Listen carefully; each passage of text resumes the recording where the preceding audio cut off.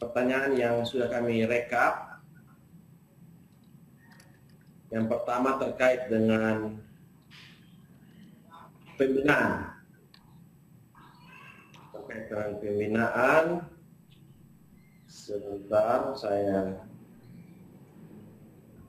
hidupkan mic dulu.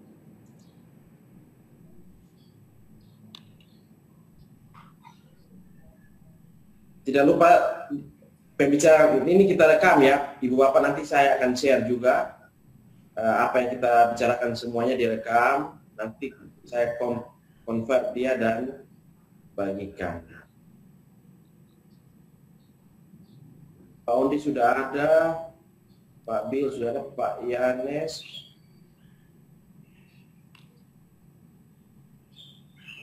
Halo Pak Yanes. Halo. Bagaimana caranya ini? Halo, Mau tanya. Pak Lawrence. Sebentar, kalau ada pertanyaan sebentar. Pak Yanes. Halo Pak Yanes. Halo Pak Budi.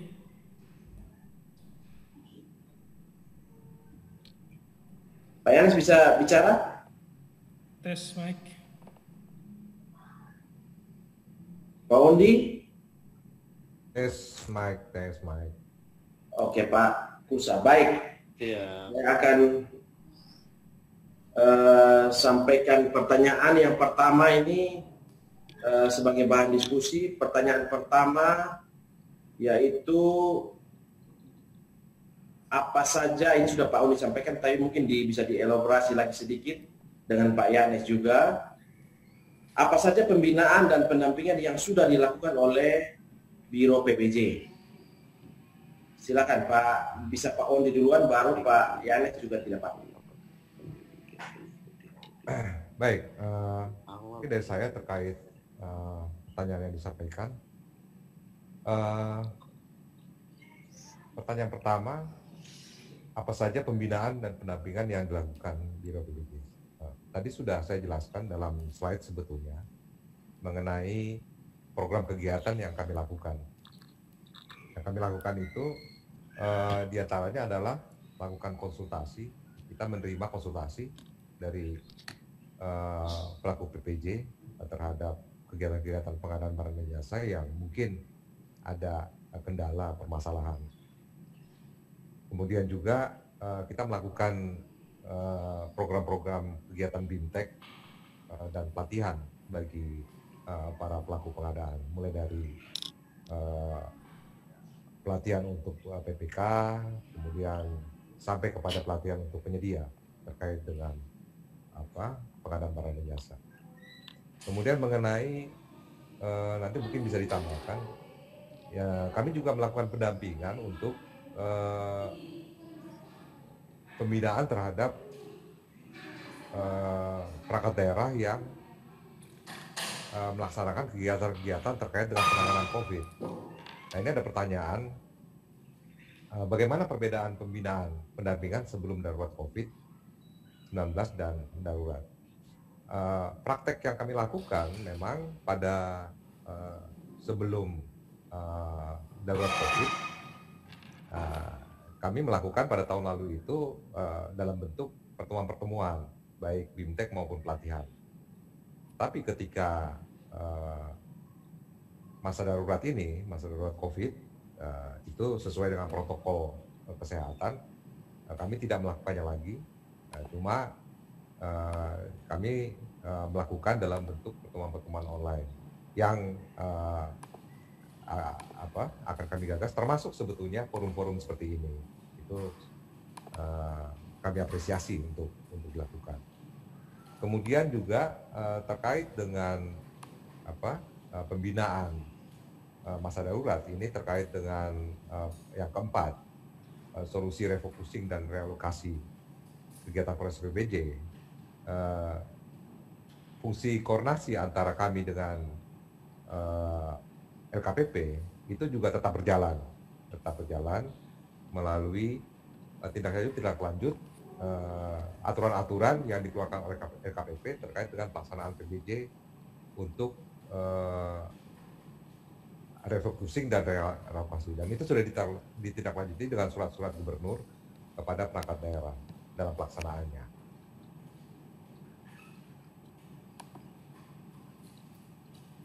Oke, mungkin dari saya itu. Ya, baik. Kembali Terima ke- kasih Bapak. Ya. Pak Yanes mungkin ada yang mau ditambahkan, silakan Pak. Baik, Pak Budi. Jadi mungkin saya hanya tambahkan sedikit saja terkait dengan refocusing itu, realokasi seperti yang tadi Pak Undi sudah jelaskan. Memang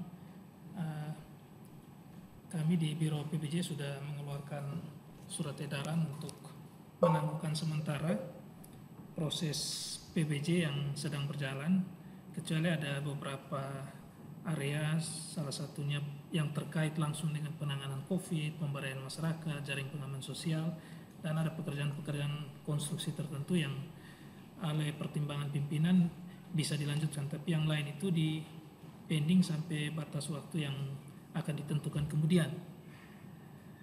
Nah, terkait dengan pendampingan pembinaan sebelum darurat COVID dan setelah darurat COVID ini, kalau saya lihat memang kalau untuk dua masalah ini tentu dengan perlakuan yang berbeda ya.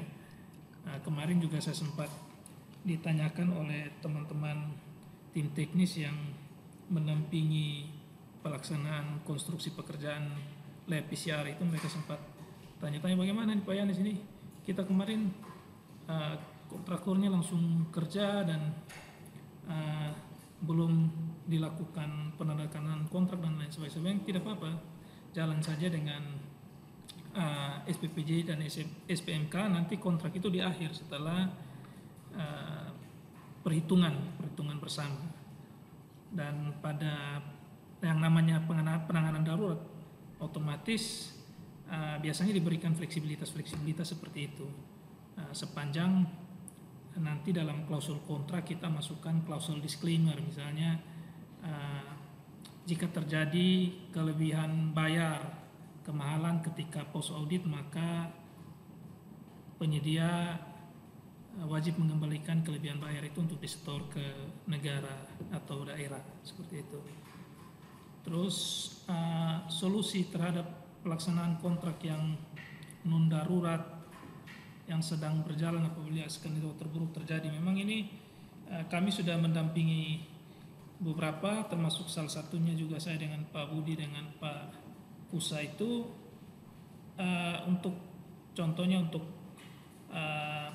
pekerjaan konstruksi UPT Samsat itu kan fisiknya di drop. Nah, untuk yang pekerjaan perencanaannya ini yang masih bisa di ACC untuk jalan, itu kan kita kasih rekomendasi kalau begitu si konsultan perencananya ini kalau bisa dia membuat daftar estimate engineer-nya itu dibuat proyeksi 2-3 tahun ke depan dengan baseline harga tahun ini, karena kita belum yakin pasti apakah kondisi krisis darurat ini akan berakhir tahun ini saja atau bakal berlanjut di 1-2 tahun ke depan.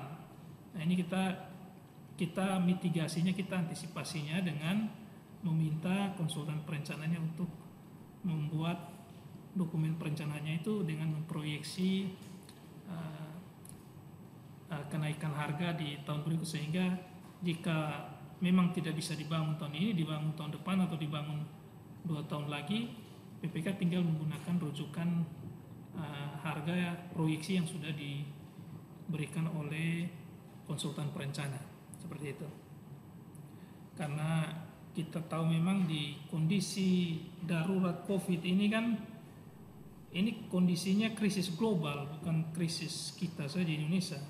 Bahkan negara sekelas Cina yang salah satu faktor penggerak ekonominya itu adalah ekspor, karena mereka memang ekspor oriented countries, mereka genjot produksi, tapi toh demand secara global, permintaan secara global juga menurun.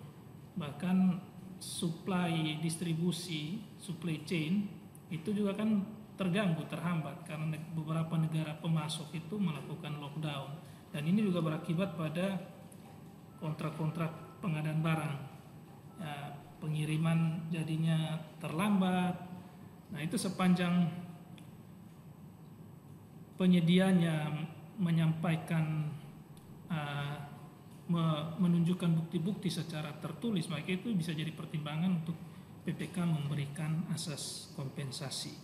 Saya kira itu saja tambahan dari saya, Pak Budi. Nanti kita bisa minta tanggapan teman-teman lain untuk menambahkan. Terima kasih.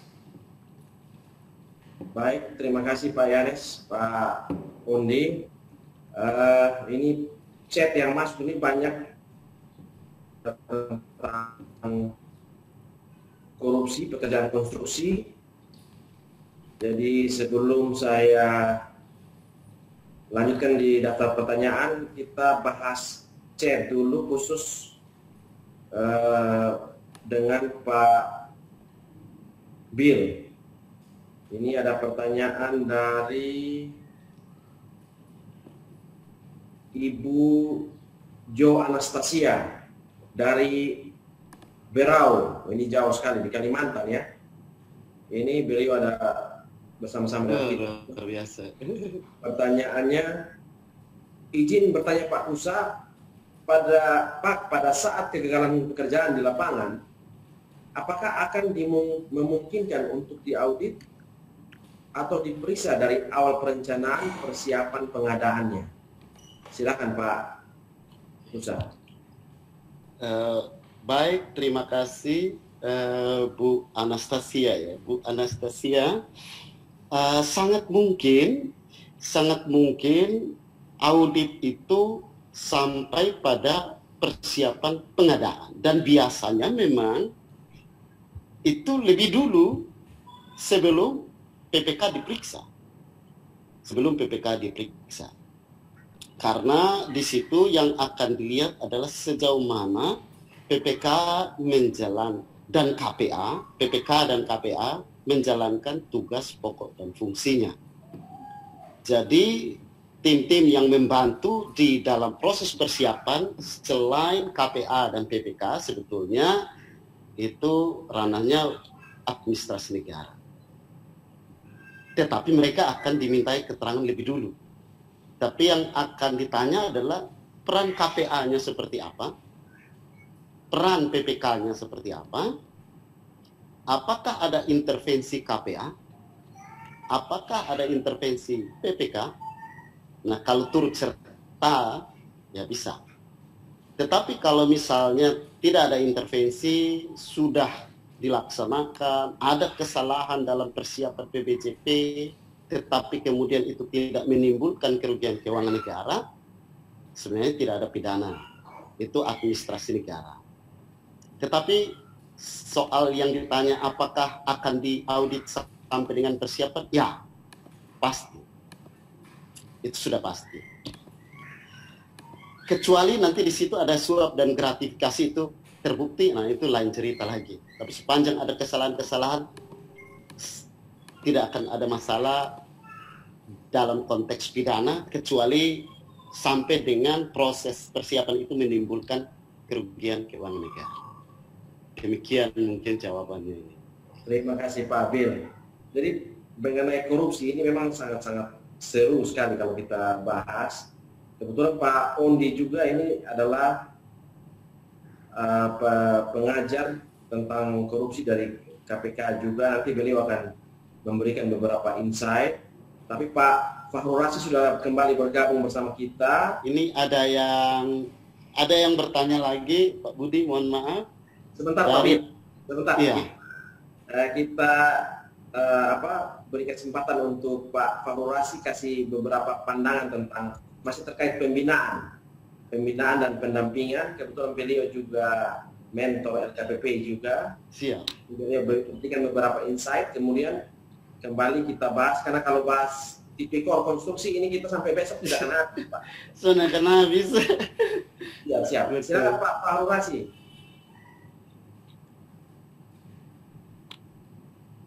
Halo? Sebentar.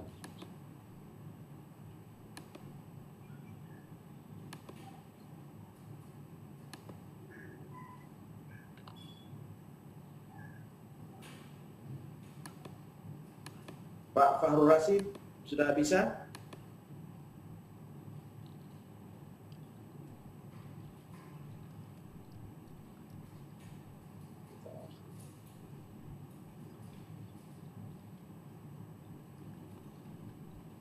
Oke, mungkin belum.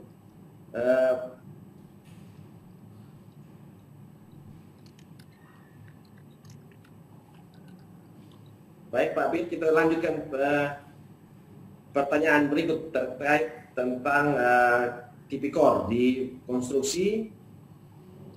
Ini melanjutkan apa yang disampaikan di awal tadi dari ini Pak Seran dari Malaka. Siang Pak Pusa, izin bertanya, kerugian negara karena kekurangan volume pekerjaan yang menjadi temuan BPK telah di-store ke penyedia ke kas daerah. Apakah bisa berpotensi pidana? Silakan Pak. Baik, terima kasih Pak Budi. Saya punya satu kasus di mana temuan BPK sudah disetor ke kas daerah, tetapi oleh LSM terus-menerus setiap hari muat di koran untuk harus ditipikorkan. Saya dikejar 11 wartawan, tetapi saya tetap pada posisi bahwa sebelum ada surat perintah penyidikan, bukan penyelidikan, sebelum ada surat perintah penyidikan, maka yang sudah disetor ke kas daerah tidak bisa dipidana. Dan sampai hari ini tidak bisa dipidana. Karena temuan BPK, kemudian saya minta surat penegasan, dan mereka buat surat penegasan bahwa kerugian negara sudah dipulihkan. Maka kecuali sudah timbul surat perintah penyidikan, nah itu biasanya agak bermasalah. Tidak bisa menghapus perbuatan melawan hukum. Tetapi kalau sebelum ada sprindik masih boleh. TPTGR saja. Sidang TPTGR. Demikian. Baik, terima kasih Pak Bil. Ini Pak Fahrul Rasyid sudah ada. Silakan Pak Fahrul Rasyid memberikan beberapa insight saja tentang pembinaan, kemudian pendampingan. Juga beliau ini pemberi keterangan di LKPP juga Bapak. Silakan Pak Fahrul Rasyid memberikan masukan kepada kita. Siap, Pak Frans Budiman, Bapak yang saya hormati, saya tidak berkapasitas dalam menyampaikan pendapat ini. Justru saya lagi menikmati betul 3 narasumber keren. Wih, luar biasa, susunan kalimatnya, pemilihan diksinya keren-keren banget. Jadi ketika diminta saya menyampaikan pendapat, saya jadi langsung grogi nih berhadapan dengan 3 narasumber yang keren-keren ini. Ibu, saya singkat saja, pada prinsipnya yang tadi beliau-beliau sampaikan bertiga, dari substansi pembinaan pelaku pengadaan, dari substansi terkait dengan bagaimana perlunya pendampingan kontrak, kemudian Sanope ini, wih keren sekali pengalaman-pengalamannya. Saya tak ada yang mampu saya bantah, saya bersepakat. Paling dalam konteks ini, sama-sama saling mengingatkan ya Ibu dan Bapak, saya kebetulan agak punya stok cerita horor yang agak banyak, tugaskan jadi saksi ahli, mungkin udah sekitar 127 kasus saya pegang Bapak Ibu. Kalau pernah dengar simulator SIM, Wisma Atlet, Nazarudin, Bakamla, kebetulan spesialis di KPK, Kejaksaan Agung, sama Bareskrim. Jadi saya punya beberapa stok dari beberapa kisah-kisah, beberapa kasus-kasus terkait dengan pengadaan. Saya berani menarik beberapa kesimpulan ya.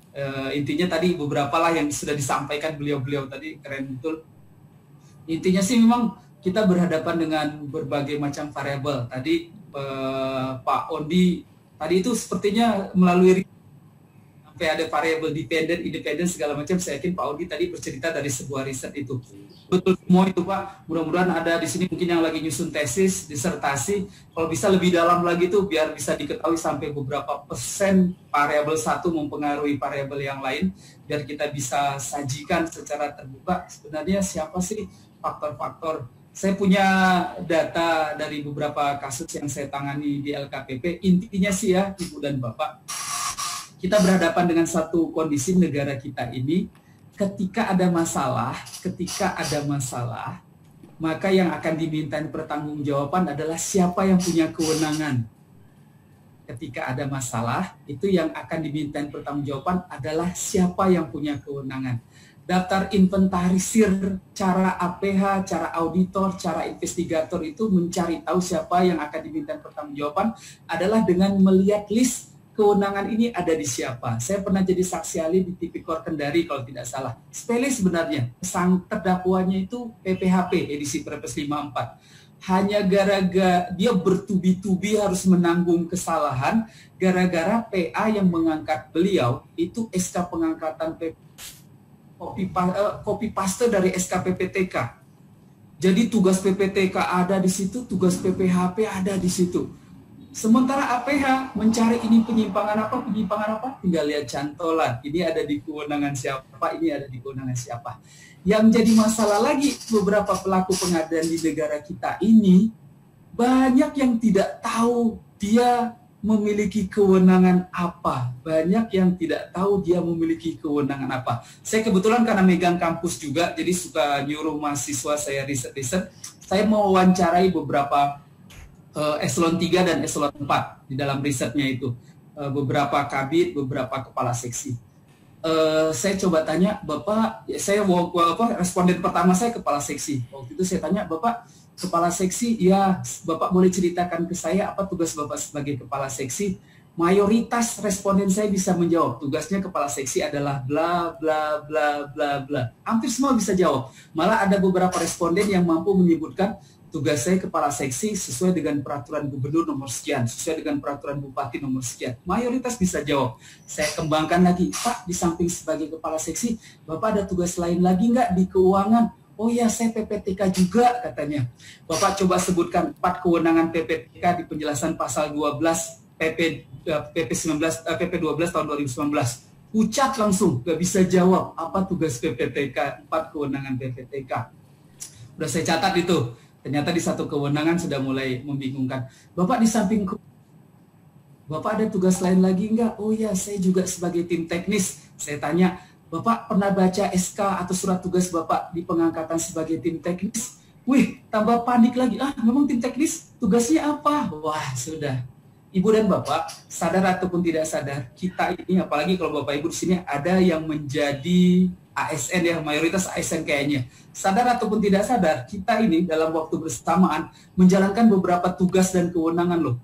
Paling tidak 3 atau 4 mungkin ya. Yang pertama, kita menjalankan tugas kita di organisasi kelembagaan kita. Kabis, Kabit, Kasi, Kasubag. Bisa jadi kita juga menjalankan tugas kita di organisasi yang kedua, yaitu organisasi keuangan. Sebagai PA, PP, sebagai PA, KPA, bendahara, PPT. Bahkan ada yang di antara kita yang menjalankan organisasi yang ketiga, yaitu organisasi di pengadaan. Sebagai PA, KPA, PPK, tim teknis, penyelenggara swaklola, PPHP, dan segala macam. Bahkan mungkin ada yang di antara kita menjalankan organisasi yang keempat, organisasi pengelolaan barang milik daerah. Sebagai PB, KPB, pengurus barang, pengelola barang. Nah, Ibu dan Bapak, sangat disayangkan, mungkin karena terlalu banyak tugas kewenangan ini, kita akhirnya tidak secara optimal menguasai semua kewenangan. Dari beberapa kasus yang saya jadi saksi ahli, saya katakan lagi nih, yang di daerah. Saya berani menarik kesimpulan, sangat jarang orang masuk penjara itu karena dia kadis, karena dia kabit, karena dia kasih, karena dia kasubag, karena dia pelaksana, jarang. Hampir semua di kasus saya yang mereka jadi masuk penjara itu karena dia PA, karena dia KPA, karena dia PPTK, karena dia tim teknis, karena dia penyelenggara sepak bola. Saya ulangi lagi, dari pengalaman saya buat catatan, sangat jarang orang masuk penjara itu karena dia direktur, karena dia kabak, karena dia kadis, karena dia kabak, karena dia kasih. Tapi mayoritas yang jadi masuk penjara itu gara-gara dia PA, karena dia KPA, karena dia PPTK, karena dia PPK. Jadi Ibu dan Bapak harus tingkatkan kewaspadaan kita, ikuti program Pak Ondi tadi, luar biasa keren banget. Kita harus dapat menguasai kewenangan kita. Ketika kita sudah tahu kita punya kewenangan, lakukan kajian lebih dalam lagi. Kira-kira kita mampu nggak melaksanakan kewenangan tadi? Kalau seandainya tidak mampu melaksanakan kewenangan tadi, Udah, mainkan distribusi kewenangan. Kenapa Kementerian PU menyiapkan anggaran yang besar untuk konsultan perencana di Permen PU terkait dengan remunerasi tenaga ahli? Niatannya keren banget tuh Pak Menteri PU. Beliau sudah menyiapkan stok kita untuk mendistribusikan kewenangan risiko kita. Kalau kira-kira PPK konstruksi tak mampu untuk mengendalikan 500 paket, saya kemarin ada yang konsultasi, dia jadi PPK 544 paket. Kebayang, PPK bikin netapkan spek, netapkan HPS, netapkan rancangan kontrak, pasti tidak akan mampu menetapkan, mengendalikan kontrak. Maka bersiap-siap kalau kita tidak mampu melaksanakan kewenangan kita, distribusikan kewenangan dengan santuy, dengan arif. Manfaatkan orang-orang yang bisa kita distribusikan kewenangan tadi. Jadi saya mencoba sama-sama mengingatkan diri saya, mudah-mudahan Bapak Ibu juga ada yang tersentuh dengan beberapa hal-hal yang dapat saya ingatkan ini. Nomor satu, betul, kuasai kewenangan kita. Kalau tak mampu kuasai kewenangan kita, dikhawatirkan kita nanti dimintain pertanggungjawaban, tapi sementara kita nggak secara optimal menguasai. Jeleknya kita itu kadang kita banyak penugasan, tapi kita tidak berusaha untuk menguasai tugas dan kewenangan kita. Tidak mengoptimalkan kualitas bagaimana kita menangani kewenangan. Idealnya perlu untuk Bapak Ibu siapkan hal-hal tersebut dengan sebaik mungkin. Mungkin itu Pak tambahan dari saya. Ini mohon izin kepada 3 narasumber yang lebih dalam hal ini. Saya hanya ngompor-ngomporin aja, Selebihnya siap menjadi peserta diskusi ini. Pak Moderator, terima kasih waktunya. Luar biasa. Terima kasih banyak Pak Farurasi. Ada masukan-masukan yang sangat luar biasa, menambah wawasan kita. Kuasai kewenangan kita, itu kata kunci yang diberikan oleh Pak Farurasi. Mungkin saya minta sedikit tambahan dari Pak Ondi terkait ini, tipikor dalam pengadaan barang dan jasa. Tadi saya dengar Pak Farurasi sebut PA, PPK, PPHP bisa kena, tapi tidak ada disebutkan pokja pemilihan. Hanya pokja ini memang. Sebelum Pak Ondi saya boleh, karena tadi menyinggung tipikor, saya belum menyinggung tipikor, boleh sekitar 3 menit Pak, saya tambahkan sedikit, nanti baru Pak Ondi ini kan. Ibu dan Bapak, saya sepakat betul yang tadi yang disampaikan oleh Pak Nope. Kita secara umum tidak perlu takut ya terlibat dalam pengadaan. Ada tidaknya kita itu bergeser ke ranah yang lain, kan sudah ada koridornya ya. Yang kita lakukan semua ini dalam pengadaan asli administrasi pemerintahan,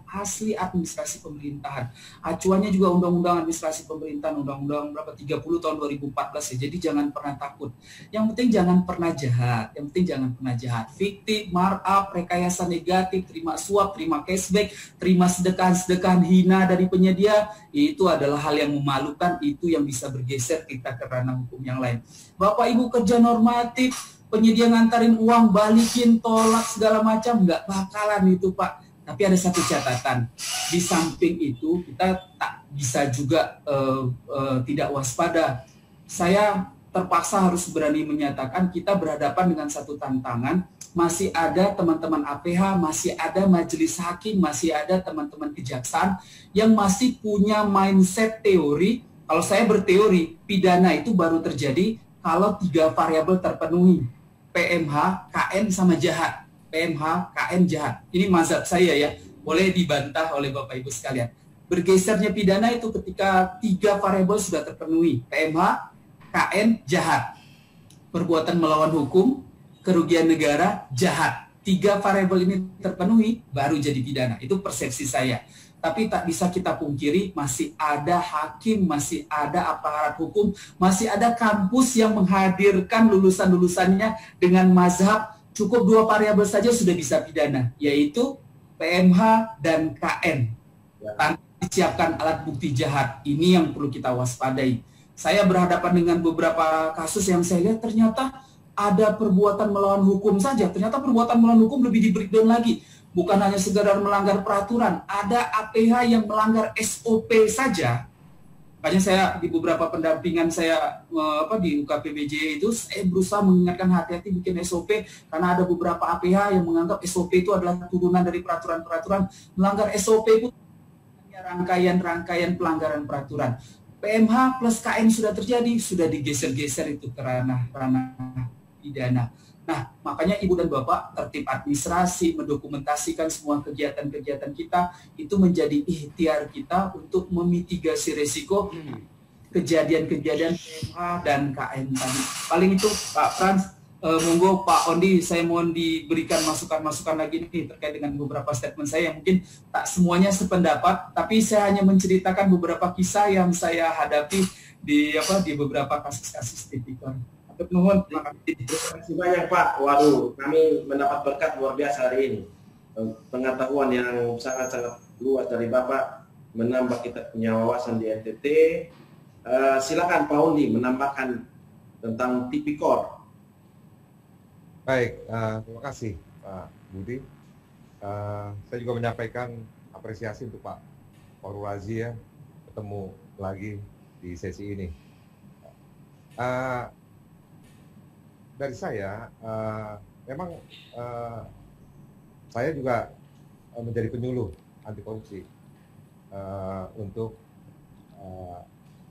unit ACLC di KPK yang tersebar sebetulnya penyuluh anti korupsi ini di seluruh Indonesia.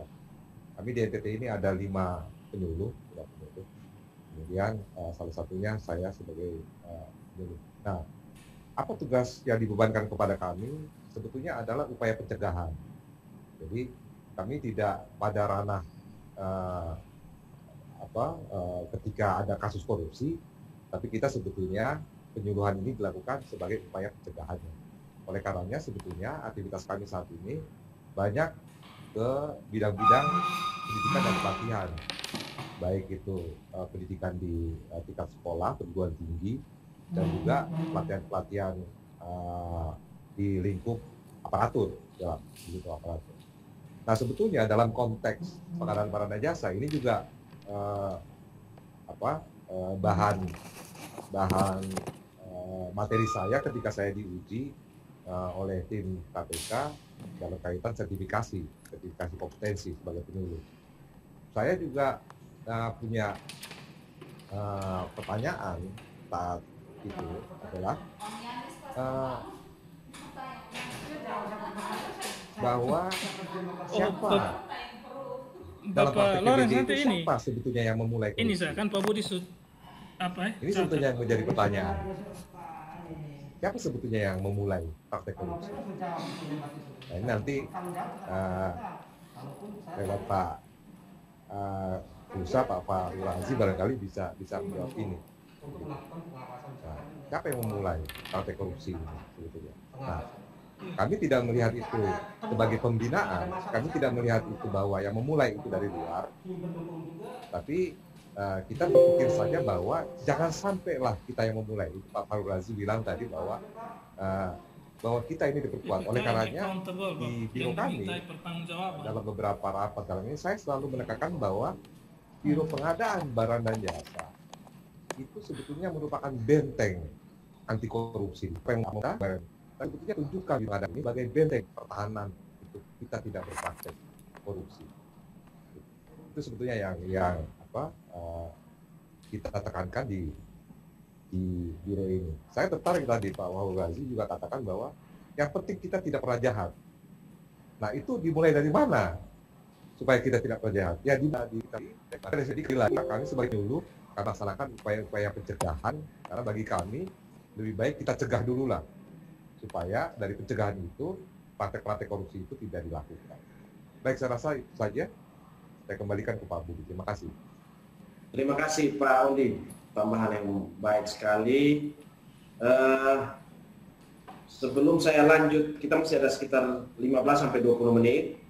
Sebelum saya lanjut ke pertanyaan, ada beberapa pertanyaan, sekitar 2 pertanyaan. Mungkin Pak Bilda atau Pak Yanes ingin menambahkan sedikit, silakan. Mungkin kalau dari saya, Om Budi. Halo Pak Budi. Silakan Pak. Baik. Pertama-tama terima kasih untuk Pak Fahrul Razi. Bapak pernah ajar saya pada saat BIMTEK P3I tentang strategi penyusunan KAK, Spektek, dan HPS di Merkur Jakarta, Bapak. Pak Faru Razi, terima kasih untuk ilmunya. Saya pernah ikut BIMTEK Bapak. Yang kedua, benar yang tadi disampaikan Pak Faru Razi tentang syarat bisa dipidana. Walaupun quote-unquote ada sebagian kecil yang hanya gunakan 2 syarat tadi, PMH dan KN. Walaupun di NTT pernah 3 kasus kan terakhir bebas di sidang tipikor karena hanya gunakan 2 syarat itu, PMH dan KN. Dan waktu itu memang saya dalam diskusi saya sudah yakin pasti bebas. Walaupun kemudian ada intervensi politik, ya jadi ini karena kasus politik Bapak Ibu, jadi akhirnya karena PMH dan KN dipaksakan masuk, walaupun kemudian terbukti bebas. Tetapi yang pada umumnya hukumannya berat itu karena 3 syarat tadi yang sudah disampaikan oleh Bapak Faru Razi, PMH tambah KN plus jahat. Biasanya PMH dan KN itu kita arahkan ke TP3R, penggantian secara administrasi negara. Kalau jahat itu biasanya membuktikannya, kalau PMH dan KN terlalu gampang. Membuktikan PMH dan KN semua orang pasti bisa dipenjara. Hanya karena harus nambah jahat, itulah tidak semua yang dilaporkan masuk penjara. Harus ada syarat ketiga, dan biasanya syarat ketiga itu bisa ditemukan dalam 1 minggu, ditemukan dalam 1 bulan, bahkan 4 tahun baru bisa ditemukan. Saya ada 1 kasus 2010, ada PMH dan KN-nya, tetapi perbuatan jahatnya baru ditemukan di 2014 dan sidangnya di 2014. Ya, perbuatan jahat itu biasanya teknik-teknik triangulasi digunakan. Ya, tanya seperti tadi sempat ada yang tanya, persiapan pengadaannya seperti apa sih? Ya, itu butuh waktu. Kalau sembunyikan baguslah. Tapi kalau sepanjang, karena mereka tidak mampu, tadi kaitan dengan terdokumentasi dengan baik, proses itu memang benar sekali. Ketika kita tidak mampu mendokumentasikan dengan baik proses persiapan PBJP, maka disitulah kecurigaan terjadi. Dan dia akan kejar terus.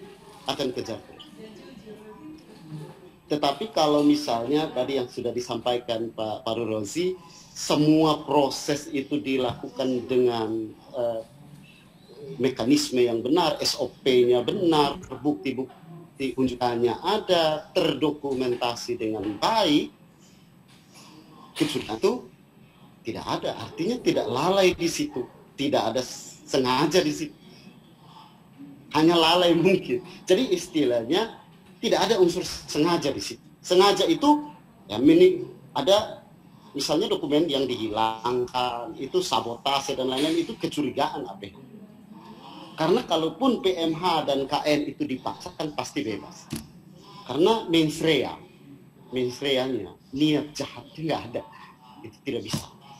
Pasti bebas. 3 kasus di NTT sudah bebas karena mens rea, itu politiknya. Dan yang terakhir tadi kegundahan Pak Ondi tentang siapa yang sebetulnya memulai. Ya. Memang kalau urutnya panjang, Bapak. Tapi kita jujur ya, kalau kita urut terus cari benang merahnya, ujungnya adalah sebenarnya pada proses persiapan penganggarannya sih.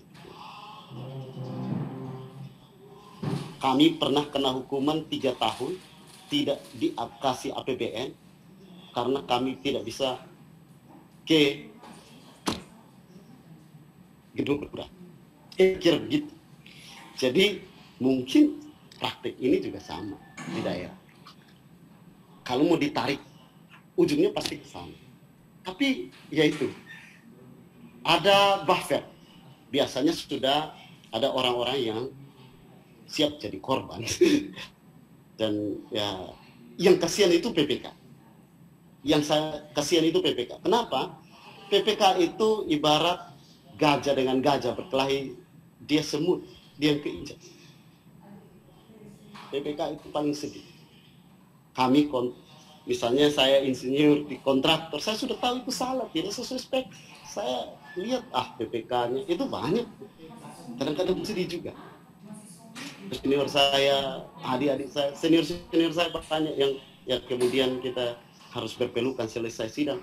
Saya bilang kadang-kadang kalian tahu, tapi memang sengaja karena PPK-nya tidak tahu. Sedih sebetulnya. Tapi itulah fakta. Tetapi mereka juga bilang terpaksa melakukan karena ada permintaan. Kenapa tidak menolak? Habis kami mau cari makan di mana? Ini tempat makan kami. Jadi ketika diminta oleh PPK dia ikuti. PPK bilang, kenapa menolak? KPA yang minta. KPA kenapa tidak menolak? Naik lagi. Dan kira-kira sampai mentok di sana. Seru, tapi ya itulah. Karena yang satu punya power, mampu meng-abuse of power, yang satu ya breaking the law. Jadi mati karena tidak terbukti pasal 3, kebanyakan terbukti pasal 2, breaking the law. Walaupun sebenarnya bisa di-tracking sampai di abuse of power. Tapi biasanya ya teman-teman tahu sendiri, semua pasti ada proses politik. Yaitu fakta. Mungkin dari saya demikian, terima kasih. Terima kasih Pak Bill. Semua pasti ada proses politik, itu statement yang sangat-sangat kuat sekali dari Pak Bill. Kemudian benteng anti korupsi Biro Pengadaan Barang dan Jasa itu luar biasa dari Pak Ondi. Saya masih ada 2 pertanyaan Pak Bill, apakah kita selesaikan pertanyaan ini atau kita jawab saja nanti lewat email? Siap. Tidak apa-apa. Oke, saya kasih 2 pertanyaan terakhir. Pak jawab singkat saja, kemudian kita bisa selesaikan acara ini. Yang pertama dari senior saya ini, Pak Lawrence May. PPK sudah tetapkan tim yang tugasnya jelas termasuk mengawasi pekerjaan dengan baik, yaitu kualitas, volume, dan lain-lain. Apabila ada temuan APH, siapa yang harus bertanggung jawab? Apakah PPK atau tim pendukung? Wah, ini pertanyaan bagus. Silakan Pak. Baik, terima kasih Pak Budi, Pak Lawrence. Sepanjang yang saya alami, biasanya PPK memiliki tim pendukung di lapangan. Memang tetap yang akan dimintai tanggung jawab adalah PPK karena mandatori. Dia mandatori tugas. Kalau tim pendukung ini tidak bertanggung jawab secara formil material, tetap ada di PPK, sehingga mereka paling hanya dimintai keterangan, kecuali ada suap dan gratifikasi. Mungkin itu saja. Tapi mereka tidak dimintai pertanggungjawaban hukum. Baik, cukup sangat jelas. Kecuali mereka terima uang, mereka bisa dilibatkan di dalam proses penegakan hukum. Berikut pertanyaan terakhir dari Pak Seran dari Malaka. Setelah serah terima, penyedia memberikan uang. Ini sepertinya pengalaman pribadi ya. Penyedia memberikan sejumlah uang kepada pengelola pengadaan seperti PPK, KPA, BPHP sebagai ungkapan terima kasih. Dan pemberian tersebut tidak menimbulkan kerugian negara. Apakah tindakan ini termasuk kategori gratifikasi atau tidak? Ini tadi Pak Fahrul sudah jelaskan, tapi silakan Pak Bill tambahkan. Iya. Baik, jadi itu dia masuk ke bentuk korupsi yang keberapa tadi ya, tentang gratifikasi. Jadi pasti masuk korupsi juga. Dia memang tidak dia yang nomor 1. Tadi ada 7, jadi dia pasalnya berbeda. Yang kerugian negara pasal 2, pasal 3, kalau itu dia masuk bentuk korupsi yang lain, tetap dia korupsi juga, tetapi pasalnya yang lain. Tetap itu gratifikasi korupsi juga. Terima kasih Pak Budi. Ya. Jelas sekali Pak. penjelasan Pak Emmanuel jelas ya Pak. Jadi itu korupsi juga selama tidak ditangkap. Asal jangan ketahuan. Bersama saja. Kalau ketahuan bisa bahaya Bapak. Jadi sebaiknya betul saja. Sebelum itu mungkin Pak Yanes memberikan sedikit insight atau apa? Silakan Pak Yanes. Kalau ketahuan bisa bahaya Bapak. Jadi sebaiknya sebelum itu mungkin Pak Yanes memberikan sedikit insight. Sebentar Pak Yanes. Sebentar ya. Baik, terima kasih.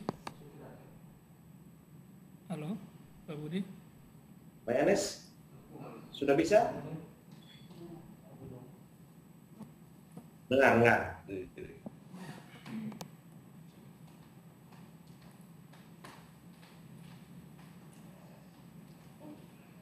Oke, makasih Pak Budi.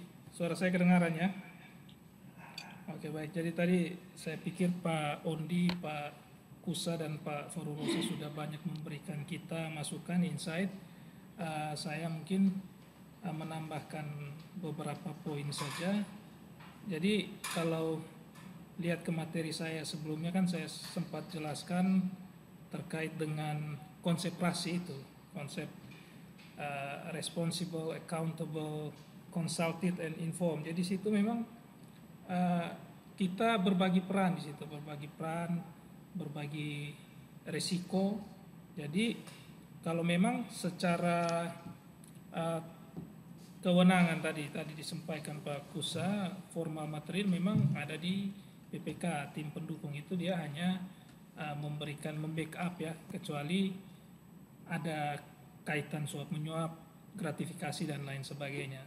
Namun yang ingin saya tegaskan bahwa memang lebih baik itu kita didukung oleh tim pendukung daripada tidak sama sekali, karena dalam banyak praktek yang pendampingan yang saya lakukan tuh ada beberapa PPK-nya itu yang one man show begitu. One man show tapi dia lack of experience, lack of expertise. Nah ini yang berbahaya karena bisa saja terjadi ketimpangan itu, asimetri informasi, akhirnya dia ketidaktahuannya dia itu dieksploitasi oleh pihak yang tahu itu. Jadi tadi kan nyambung ke apa yang tadi Pak Kusa bilang itu, mereka waktu di lapangan PPK-nya kan orang tidak tahu, kontraktornya mungkin dari latar belakang teknik dia tahu ini salah tapi dia tidak mau kasih tahu. Nah itu karena ada gap di situ.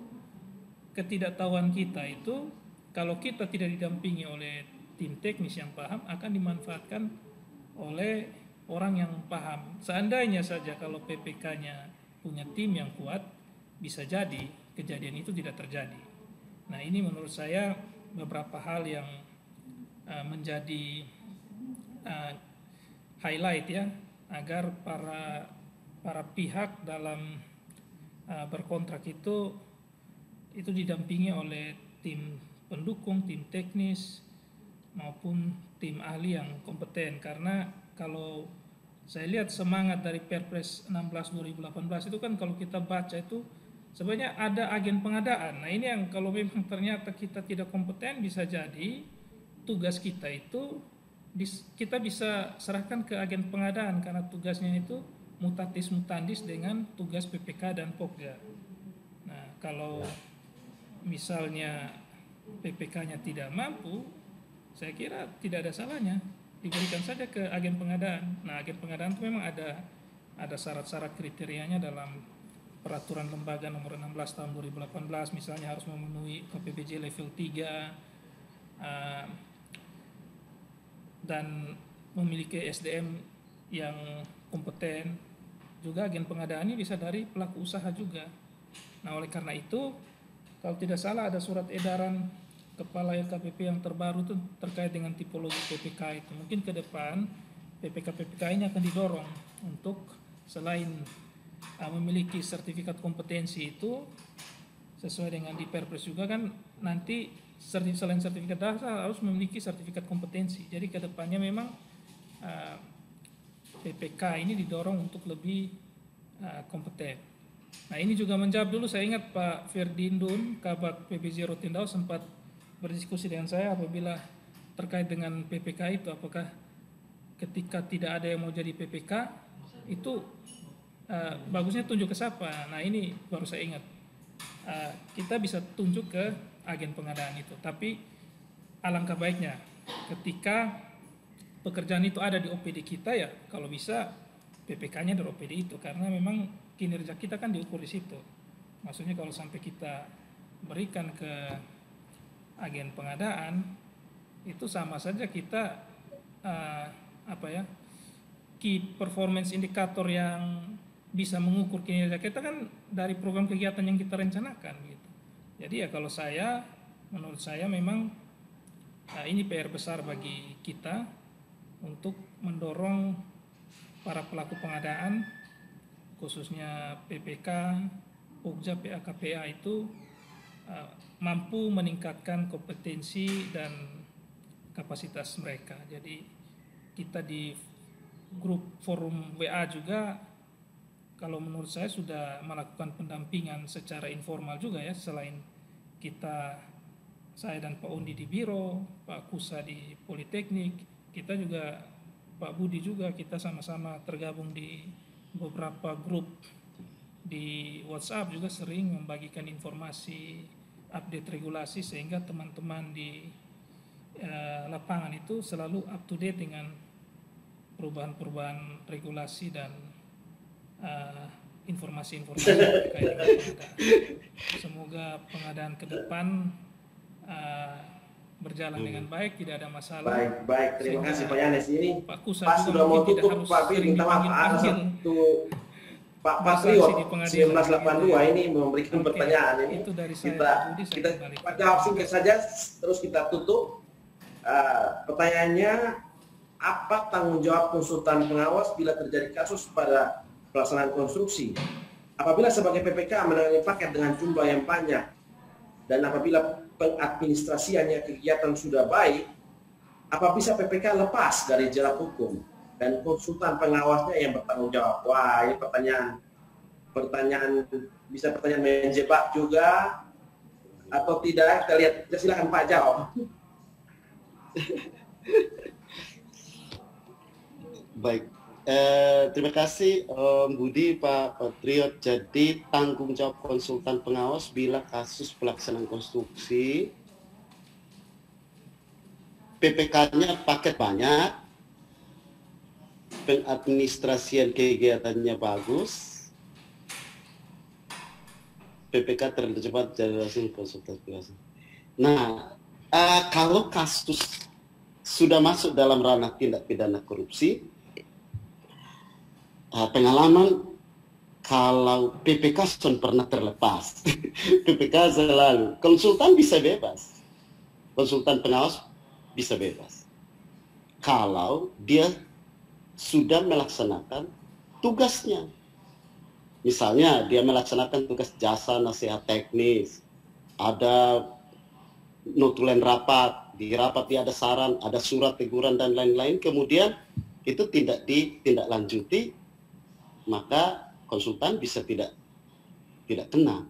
Tapi PPK agak sulit karena dia fungsi mandatori, dia pihak satu, jadi agak susah memang. Dalam surat perjanjian dia tanda tangan. Ya. Minimal dia dengan kontrak. Ya. Konsultan bisa bebas berarti. Ya. Terima kasih. Terima kasih. Jadi saya punya pengalaman satu. Oh, silakan. Nah, Pak Yanes.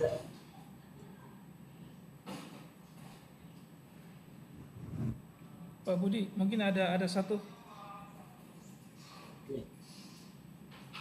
Sebentar, mengenai izin biar Pak Fahmi selesaikan apa yang Pak juga sampaikan gabung. tadi. Jadi dari drama tipikor itu PPK dari pernyataan Pak itu PPK sulit untuk bisa terlepas. Minimal PPK dan penyedia itu kena. Kalau konsultan justru bisa lepas. Nah mungkin Pak Pak Rurasi akan memberikan pengalaman sedikit, terus kita berikan kesempatan kepada indrabineka.com. Oh, ini dari e-katalog ini. Silakan Pak Rurasi, terus saya buka mic untuk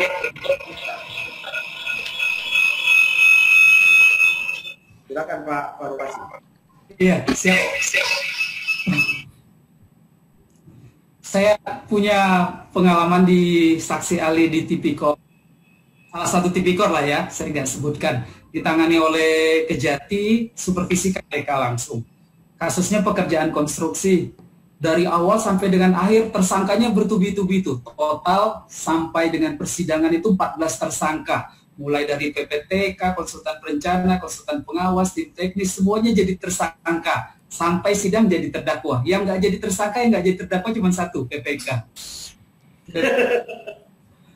Di situ pembelajaran yang saya ambil dari persidangan itu, persidangan yang lama betul itu. Tapi walaupun ujung-ujungnya jadi tersangka juga, jadi terdakwa juga. Nanti saya cerita sekilas. Kenapa si PPK itu menjadi tidak jadi tersangka? Karena tertib administrasinya beliau. Jadi semua instruksi-instruksi itu terdokumentasikan dengan baik. Jadi dia mainkan administrasi. Kasusnya itu pembuatan konstruksi untuk pembatas pantai itu ya. Volume kurang, kualitas kurang, segala macam lah. Tapi aman PPK karena semuanya dia tuangkan. Dia breakdown betul ruang lingkup tugas konsultan pengawas tuh bla bla bla bla bla bla. Tanggung jawab, uji lab segala macam. Jadi ketika ditanya, saya sudah tugaskan PPTK saya. Ini surat tugas saya. Di rapat saya sudah tegur ini. Ini buktinya, rekamannya segala macam. Ternyata tertib administrasinya beliau itu membuat jaksa setengah mati cari kesalahan-kesalahan PPTK tadi. Sampai akhirnya yang lain udah masuk di persidangan, beliau tidak jadi tersangka. Walaupun ujung-ujungnya jadi tersangka juga. Di persidangan ada fakta-fakta lain, terima uang segala macam. Tapi pembelajaran yang saya bisa dapatkan, PPK yang tertib administrasi, ternyata itu bisa jadi ikhtiar yang bagus memitigasi risiko. Sampai saya kepikiran, jangan-jangan tertib administrasi itu bisa nutup-nutupin pidana loh. Malah yang tidak pidana, tapi jorok administrasi, jangan-jangan jadi pidana nanti. Nah, ini bukan quote, ini hanya pemikiran nakal saja. Gara-gara tertib administrasi sempat melindungi beliau jadi pidana. Walaupun akhirnya Tuhan bukakan fakta persidangan, ada beberapa aliran uang yang diterima, ucapan terima kasih ya sudah menghilangkan semua dan jadi tersangka tadi. Jadi Bapak dan Ibu, ada konsultan perencana, ada konsultan pengawas, dengan mahal, kenapa tidak Bapak Ibu distribusikan risiko kepada beliau. Dalam teori manajemen risiko kan beberapa referensi, diantaranya kan risiko itu kan ada yang kita hadapi, ada yang kita pindahkan, ada yang kita minimalisir, ada yang kita hindari. Nah Bapak Ibu sebagai ASN kita nggak mungkin masuk ke dalam kelompok orang yang menghindari risiko, tapi kita pasti akan masuk ke dalam orang yang terkelompok ke dalam orang yang mampu memitigasi risiko dengan cara apa? Mengurangi risiko atau memindahkan risiko. Nah yang memindahkan risiko ini harus santuy ini. Di antaranya siapa yang bisa kita pindahkan? Konsultan perencana, konsultan pengawas. Jangan coba-coba main-main sama konsultan perencana, jangan coba-coba bikin konsultan pengawas dibikin pengadaan langsung, jangan coba-coba konsultan pengawas tenaga virtual, fiktif, tidak pernah kerja apa-apa. Mereka itu kita bayar mahal karena mereka akan kita kasih resiko-resiko yang berat. Sehingga PPK kalau bisa mengendalikan kontrak dengan baik, resikonya itu bisa akan terpindahkan kepada beliau-beliau tadi. Tambahan saja kembali di pendapat. Makasih Pak Budi. Terima kasih Pak Rurasi. Masukan yang baik sekali. Mengenai PPK tidak jadi tersangka, ini saya pernah punya pengalaman satu saja Pak. Waktu dampingi Pak Yahya magang PKA di Pengadilan Tipikor di Denpasar. Itu penyidik hanya jadi tersangka, Pokjanya jadi tersangka, tapi PPK-nya tidak. Itu kayaknya sampai sidang selesai pun tidak. Yang Alkes ya Pak? Ya, Alkes ya Pak? Ya. Oh, lanjut Pak. Sebentar lagi PPK-nya sudah jadi tersangka kemarin. Saya jadi saksi ahli lanjutannya. Oh, luar biasa. Oh, berarti jadi juga. Lanjut Pak, lanjut. Berarti dari cerita pengadaan, lanjut, Pak. PPK sulit untuk lolos kalau jadi Tipikor. Belum ada. Makanya perlu mitigasi. Yang bisa meloloskan PPK. Baik Pak, indrabineka.com.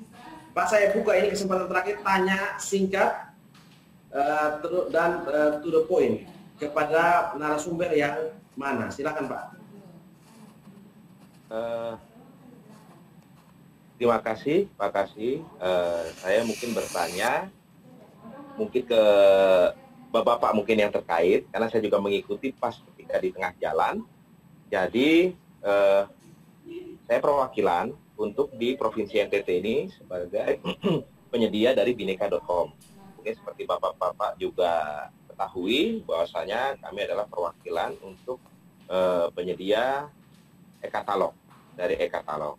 Mungkin dari beberapa tadi perjalanan yang saya dengar, sepengamatan saya, sepengetahuan saya mungkin juga sedikit memiliki histori, memang juga sebagai pernah mencoba bermandiri sebagai kontraktor, sebagai penyedia juga.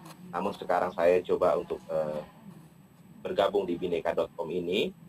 Tidak jauh beda sebenarnya.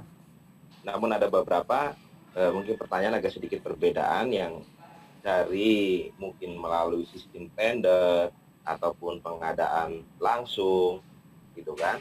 Nah, sekarang berubah menjadi e-purchasing, e-katalog. Mungkin ada beberapa yang saya tanya, cuma mungkin satu saja Pak. Jadi saya sedikit, mungkin dari kita ya, mungkin jadi PR bersama, sebenarnya bukan pertanyaan. Terutama untuk ke daerah ke timur. Teman-teman juga yang daerah timur juga mempertanyakan. Kita bagaimana nih, mungkin kita mendorong LKPP juga nantinya ke depannya, begitu kan. Untuk menyiasati apakah yang sering terkendala, nih saya pengalaman dengan Pak Yanes sendiri kebetulan, jadi adalah yang terkendala kita ini lebih banyak di proses kirim, ongkos kirim, begitu. Itu kan terlampau tinggi sekali. Terkadang memang sangat memudahkan dengan adanya metode e-purchasing ini. Namun tidak menutup kemungkinan ada menjadi kegagalan, kesulitan di tengah jalan karena proses kirim tersebut. Karena kita posisi stok juga, kalau khususnya Bhinneka, mungkin ada di, sebagian kita ada di Jakarta dan ada di Surabaya. Kalau tidak ada di Surabaya, berarti kita cover dari Jakarta. Nah, yang menjadi keberatan pertama adalah ongkos kirim. Mereka sudah sesuaikan mungkin ketika perencanaan awal, pagunya, begitu kan. Tapi setelah perjalanan, tidak terpikir itu dengan ongkos kirim juga, sejumlah itu. Jadi, item tersebut sudah fresh, mepet, kemudian ditambah dengan ongkos kirim yang cukup tinggi, sehingga kadang-kadang out of budget, gitu kan. Jadi mungkin ya saya sebenarnya sih buat PR bersama, kita kadang-kadang kalau mereka juga melihat, Mas Indra, ini gimana sih caranya melihat di ongkos kirim nih? Dibilang, kita klik ini tapi kok kita nggak bisa tahu nih perkiraannya berapa. Nah mungkin ini mungkin salah satu, mungkin nanti ke depan masukan buat kita semua, untuk di LKPP ini bagaimana kita bisa mensimulasi ongkos kirim sehingga mereka ketika membuat perencanaan juga itu bisa sesuai nantinya budget yang akan diajukan sebagai pengadaan. Nah, saya mungkin sebagai penyedia sih kurang lebih itu saja, Pak Kasih. Jadi mungkin di sini yang saya tidak tahu mana yang berwenang di LKPP, namun mungkin harapan saya ke depan sehingga ini bisa menjadi masukan bersama. Kadang-kadang PPK tidak tahu, mereka klik, mereka sudah ini, tapi mereka tidak tahu nih, itu memang sudah dengan PPN. Sudah ikut dengan PPN, sudah ikut dengan ini PPH, namun kan belum masih di luar ongkir. Tapi tetap terkadang adalah mereka press sehingga out of budget karena ongkos kirim yang cukup tinggi. Akhirnya batal, begitu. Jadi ada beberapa pengalaman yang seperti itu, mungkin harapannya ke depan, artinya ketika nanti mulai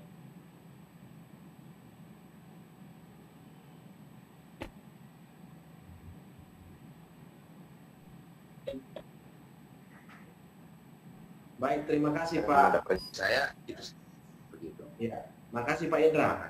Ini terkait dengan e-katalog kita waktu mepet, jadi saya kasih kesempatan dari Biro Pengadaan yang menjawab ini terkait, ini masih terkait HPS juga. HPS yang tidak cukup sehingga PPK harus menekan harga. Ini ada Pak Yanes, ada Pak Di Pak Yan Sipu yang sering belanja e-katalog, bisa kasih masukan terkait harga yang tidak termasuk ongkos kirim. Silakan Pak.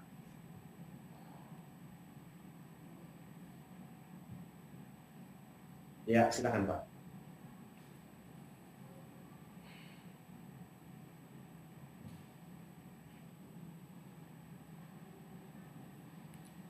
Mungkin saya dulu Pak Budi. Oke, baik.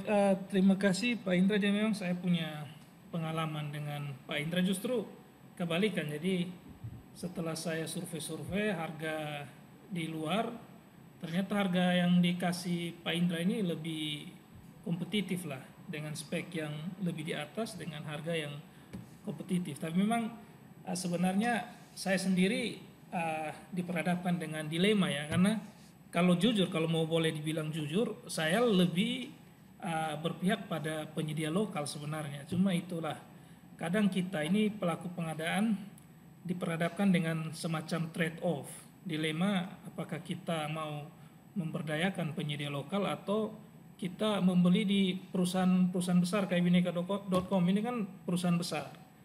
Nah, cuma itulah kadang kendala kita dengan penyedia lokal itu harganya mahal, speknya di bawah, tidak sesuai dengan kebutuhan pengguna.